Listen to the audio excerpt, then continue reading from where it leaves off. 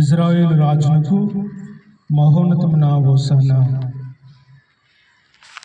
పితా పుత్ర పవిత్ర ఆత్మ నామమునా.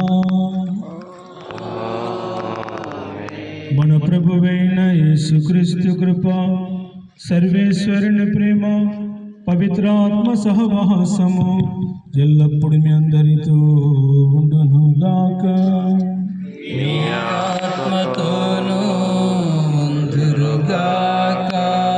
సహోదరి సహోదరులారా, తపస్కాలము ప్రారంభము నుండి నేటి వరకు ప్రాయశ్చిత్త క్రియలు, దాన ధర్మములు నిర్వహించి మన హృదయమును సిద్ధపరచుకుని ఉన్నాం.